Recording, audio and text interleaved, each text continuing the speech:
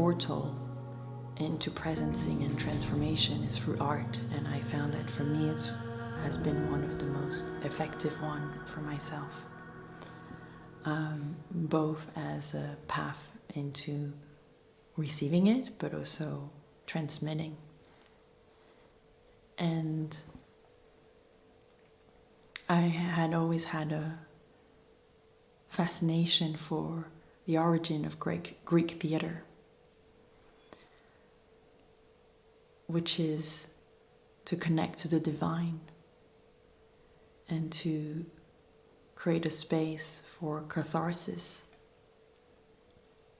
And so the idea of metamorphose is to re-honor and to represent that intention of the Greek theater. And so I call it a transformative opera. Opera in the sense that it composes multimedia, it has dance, it has singing, it has visual art. Scenography has all the dimensions of arts into one moment. To touch all the senses and englobe the audience into a transformational interactive experience. And so metamorphose is really what the name says, is the journey of metamorphose that we all go through individually and through humanity as a collective. Because to be alive is to have movement, to be alive is for change. And metamorphose is moments of transformation that are full of mystery, but also are dangerous. You know, for the butterfly to come out of the cocoon takes something. And we don't know exactly what happens in this cocoon.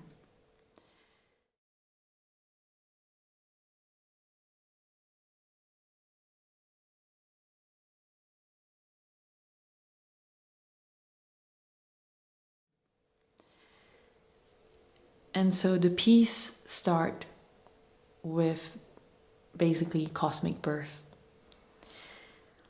And so I arrive with a white bed sheet representing a ghost, because the figure of the ghost is universal across cultures. And why is that figure so universal? Because it speaks to a deep truth, which is if you haven't completed your past, it comes haunt you. If you haven't completed with your blood ancestors and your spiritual ancestors, it comes haunt you. And so on that sheet is also projected image of the fires that are going on in the world, because that is the karma that we're inheriting. That is the karma that we're living now. And how do you have your ghost and ancestor be at peace? Well, you must honor them. You must honor them and see what you want to let go. You must forgive and be forgiven. So the first piece is that cosmic birth. This first chapter and picture is the cosmic birth. And it's an interactive part where I use the power of sharing the stories of my ancestors for the audience to also share the stories of their ancestors. So it becomes real, it becomes present.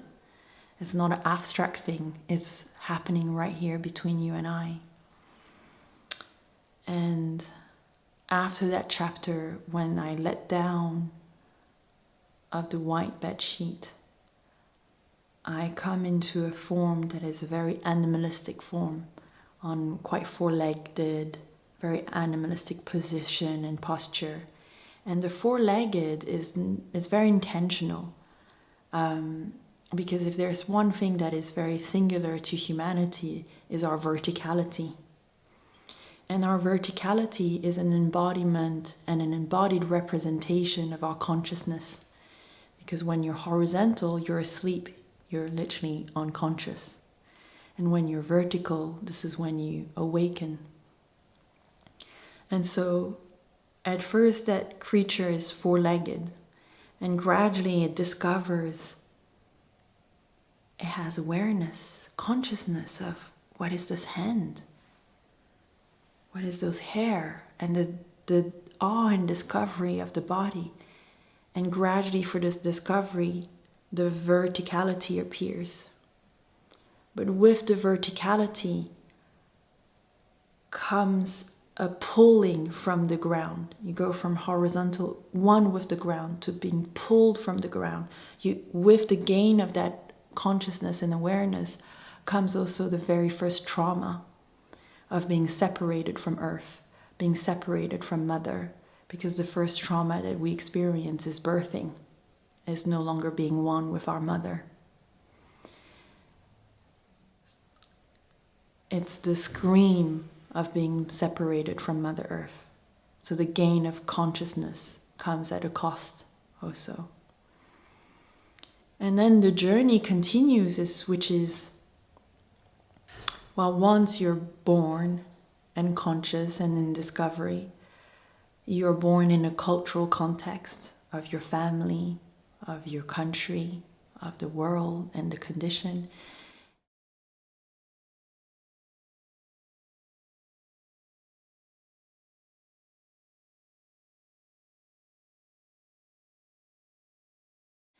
And you are given gifts, or their intention were to be gifts. So I'm then being dressed by my collaborators, who are extraordinary musicians, Mathieu Lebrun and Laetitia Donoma. And so they give me a blonde wig and 2 crutches and a dress. And I start dancing in a very dislocated form, very powerful dislocated form. Because in our life we receive things that were given as gifts, maybe, but they're what we internalize as social construct, social expectation. And I chose for my path the blonde wig because I thought that I should be blonde. You know, the standard of beauty was the Barbie image. And the crutches represent what you think you should become, you know, I don't know, you should be a lawyer, you should be a graphic designer, you should, and so you inherit those and you try to navigate through the world with those, and you think you're walking, you think you're powerful, but actually you're going with crutches. And so there's a moment of letting go of those crutches that you've internalized and inherited, and discovering what it is to be able to move and dance in the world, liberated from those expectations that we then internalize in ourselves. And that comes to maybe as another liberation. And so then the movement becomes very fluid, it's an embrace. And in the embrace then comes the desire to meet the other, is falling in love. And I then dance with this kind of like pillow puppet man, because it represents falling in love. But do you fall in love with the person, or you fall in love with the projection of an ideal?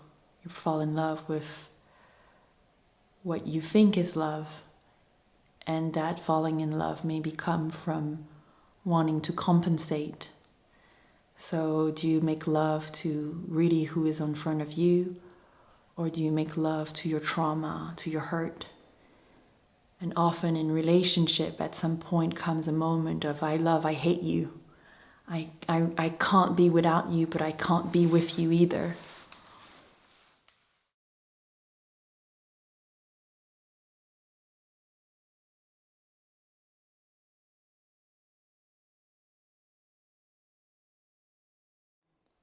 You're actually probably meeting your hurt, your first hurt of separation.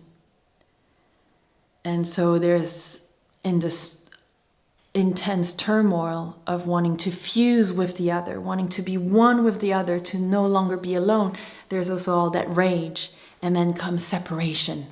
I can't be with you. Finally, I get to be alone. The freedom of being alone. I get to do what I want when I want. Finally. And so then in that moment, I sit in a chair and it's like, finally alone and free. Free from others. But in that chair, they're full of chains, and you chain yourself into your solitude. You're free, and yet you're alone. And you're utterly alone. And you have to confront how lonely you are, how afraid you are of your loneliness.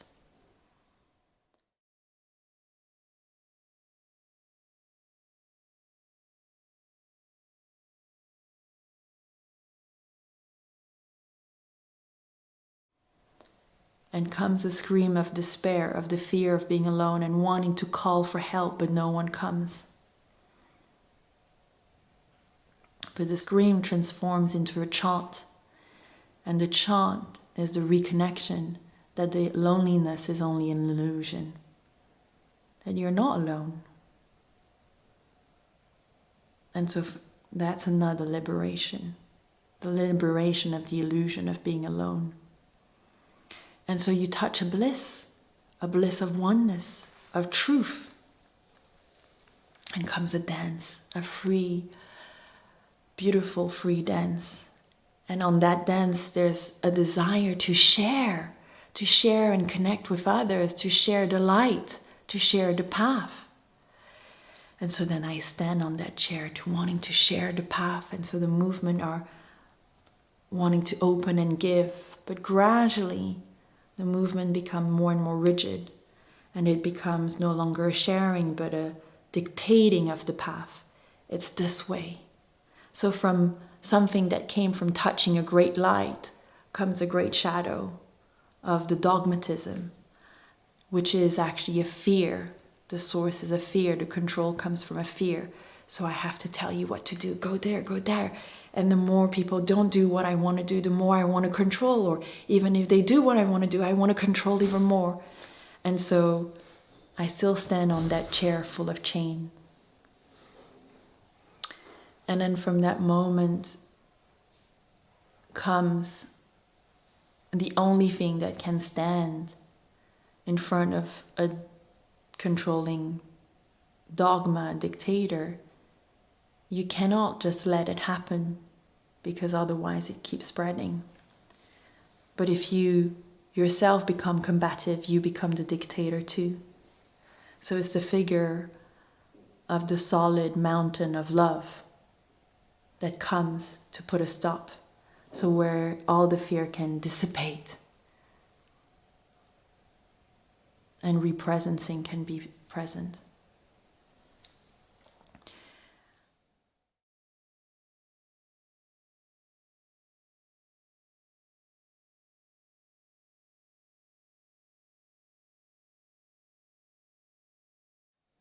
And that's when someone can be that for you, can be loving you unconditionally, but stand for you.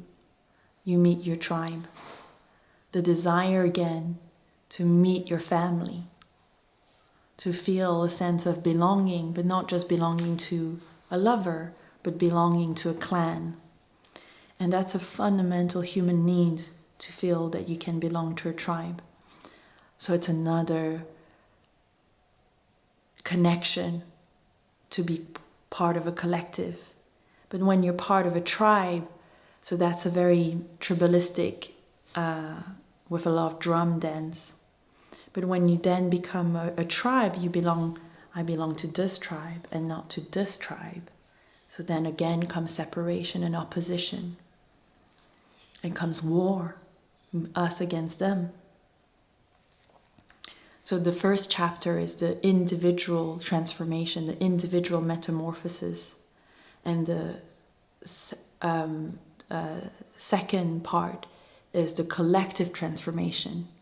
But they're needed. You have to go through needing to find your tribe, to go and transcend, integrate and transcend the limitation of the tribe. And ultimately, then the figure of the artist becomes the figure of the oracle that sings two prophecies that happens.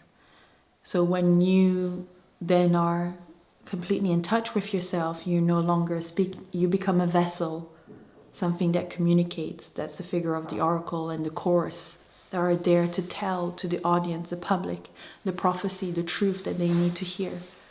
So they're awakened to themselves. And so there's the song of two prophecies that are wrapped. A prophecy of a dark age that is to come, and a prophecy of a second renaissance that is to come. And they both coexist in the same moment. They come together.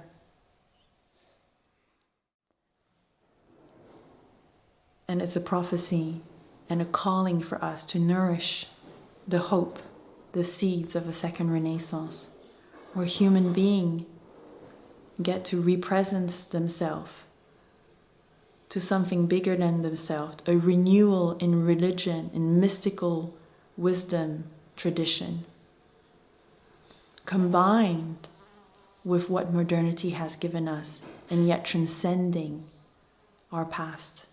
And only then, after all of that pass, can something truly new arise.